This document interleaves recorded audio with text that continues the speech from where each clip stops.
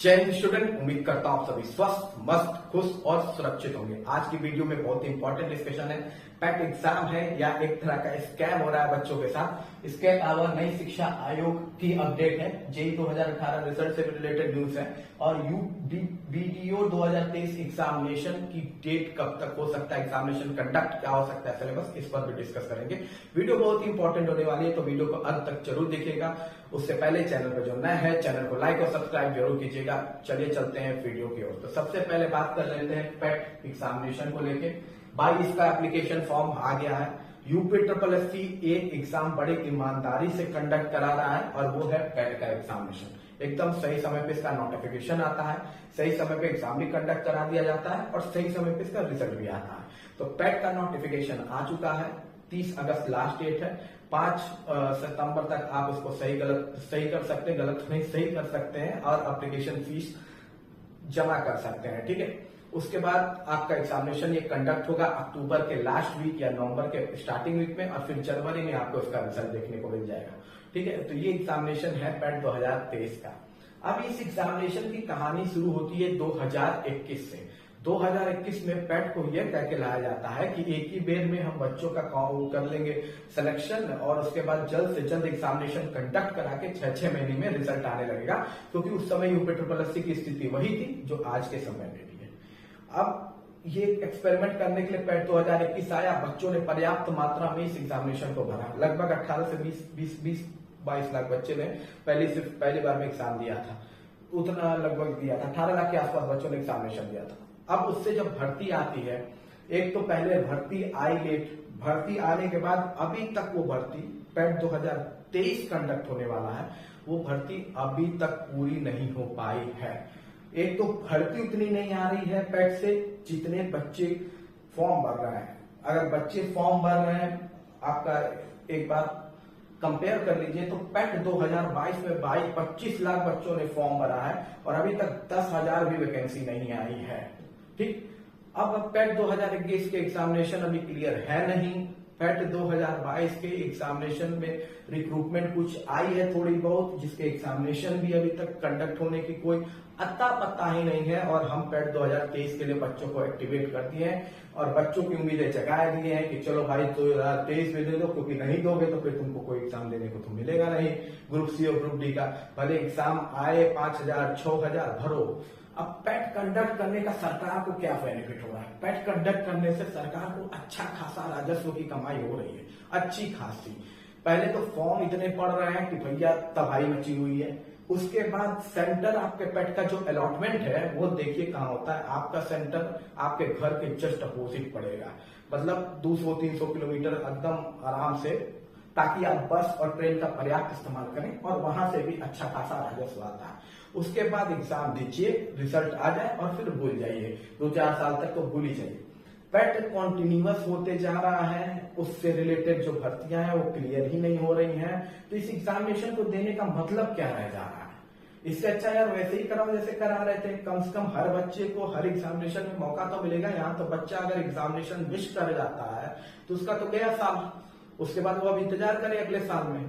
तो ये एक बड़ी प्रॉब्लम इस एग्जामिनेशन को लेके है। दूसरा, बच्चों ने 2 डिमांड रखी थी यूपीएससी के सामने पैट को लेके। पहली डिमांड थी कि कॉमन कट ऑफ होना चाहिए। उसका रीजन ये था कि हर एग्जामिनेशन में सेम परसेंटाइल के बच्चों को चांसेस मिलता है, बाकी किसी बच्चों को चांस मिल ही नहीं पाता है। मतलब अगर मान लीजिए कोई 100 परसेंटाइल पाया है, लगभग पिछली बार 25,000 बच्चे 100 परसेंटाइल पाए थे, तो 25,000 बच्चे कोई भर्ती आती है आपकी 500 पद पर, तो 10 गुना अगर वो बुला भी लेते तो 25,000 बच्चे ही पूरे नहीं हुए 100 परसेंटाइल में।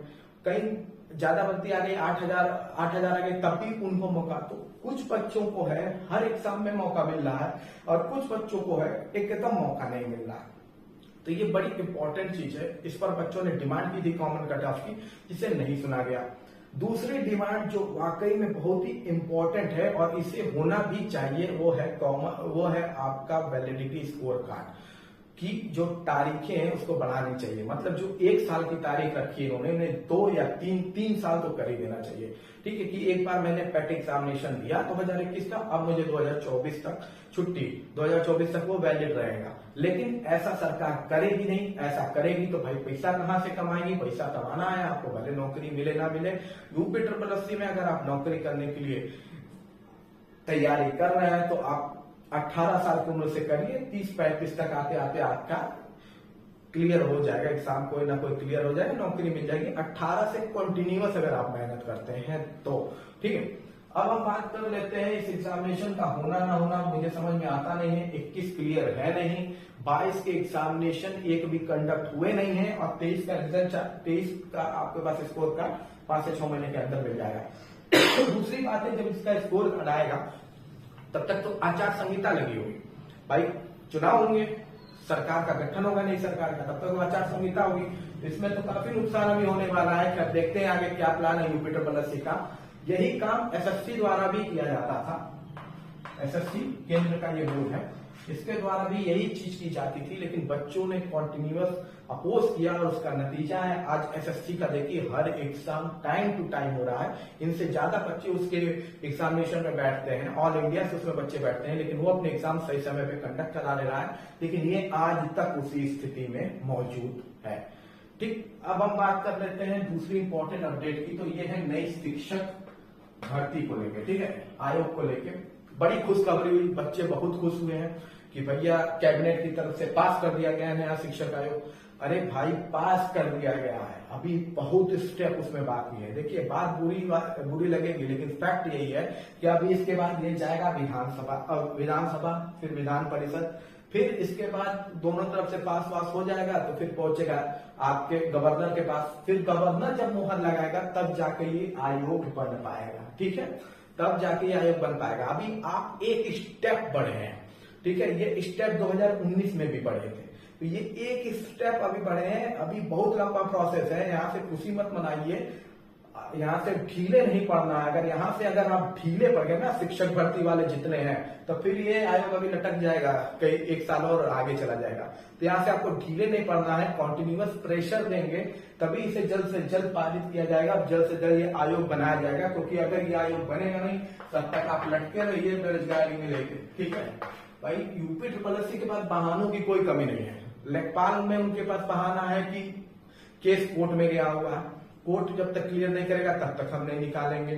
इसमें है कि शिक्षक भर्ती में है आयोग नहीं बना है, आयोग पर काम चल रहा है, जब तक आयोग नहीं बनेगा तब तक भर्ती नहीं करा सकते हैं। ठीक, वीडियो री एग्जामिनेशन को लेके अपना अलग ही फंडा है। और इंटरेस्टिंगली आप देख लीजिए, चाहे लेखपाल भर्ती के चीटर्स हो, चाहे वीडियो री एग्जाम के भी चीटर्स हो, ये चीटर्स कहाँ हैं इनका कुछ पता नहीं है, गायब है। रिजल्ट में आ भी जाए, लेखपाल के तो शायद आ भी गए थे रिजल्ट में, वीडियो के भी आ जाएंगे, किसी को पता हुआ लगेगा है नहीं कौन एक्शन हुआ, क्या एक्शन हुआ, क्या चीज ली, कोई अपडेट है, किसी इतने चीटर पकड़ा उनका क्या अपडेट है कि वो पकड़ाने के बाद क्या हुआ क्या नहीं हुआ। UPSC का APSC का एग्जाम आप ऑलरेडी देख चुके हैं, कितना बड़ा खेल हो रखा है उसमें, लेकिन कोई मानने को तैयार है नहीं। क्या इंपॉर्टेंट बात, तो ये अभी यहाँ पे आपको कमजोर नहीं होना है। अभी आपकी लड़ाई बहुत लंबी है, जब तक गवर्नर साइन ना कर दे तब तक लड़ते रहिए, नहीं तो आपका ये फिर 2 साल और ले लेगा ये आयोग बनाने में। ठीक है, तो यही 2018 का रिजल्ट को लेके भी एक अपडेट है। देखिए बहुत डेट आई है यहाँ पे, सचिव जी द्वारा डेट इस एग्जामिनेशन के लिए खेला गया है, रिजल्ट के लिए डेट खेल रहे हैं सचिव जी।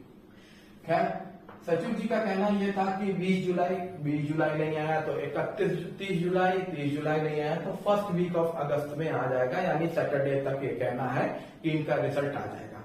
लेकिन मेरी मानिए तो अब जब तक सचिव जी अपने मुंह से ये ना कहें कि आज रिजल्ट आ जाएगा, तब तक मान के मत चलिए कि कोई रिजल्ट आने वाला। अगर सचिव जी कह रहे हैं कल रिजल्ट आएगा तो कल कभी नहीं आता है। अगर सचिव जी कहते हैं कि कुछ दिन में आएगा तो वो दिन भी कभी नहीं आएगा। अब सचिव जी जब तक ये ना कहें कि आज रिजल्ट डिक्लेयर होगा, तब तक आपके रिजल्ट डिक्लेयर होने वाले नहीं है भैया। सचिव जी के बयान पर, जवान पर कोई भरोसा है ही नहीं। ठीक, अब हम बात कर लेते हैं BPO 2023 एग्जाम की अपडेट को लेकर। ठीक है, ये एग्जामिनेशन का फॉर्म तो भरा गया है। ठीक है, ये एग्जामिनेशन लगभग 1468 पद पे आया हुआ था, ये पोस्ट था। ठीक, अभी इसकी भी कोई सिलेबस नहीं दिया है। ठीक, बच्चे कंफ्यूज है कि भैया क्या सिलेबस होगा, सिलेबस ही नहीं दिया है। बताइए, एग्जाम फॉर्म भर गया है, सिलेबस आपको पता नहीं है, फिर भी आप लोग तैयारी तो कर दिए भाई, क्योंकि कब ये उठा के मुंह एग्जामिनेशन लेने, हमको तो लगता है अक्टूबर नवंबर के बीच में इसका एग्जामिनेशन कंडक्ट कराएंगे लोग। अक्टूबर और नवंबर के बीच में इसका एग्जामिनेशन कंडक्ट करा सकते हैं। अब देखिए कराते हैं कि नहीं, फिर ये ना पहले आचार संहिता लग गई तो है लग गया तो लग गया, लेकिन अक्टूबर नवंबर तक चांसेस है इसके एग्जामिनेशन।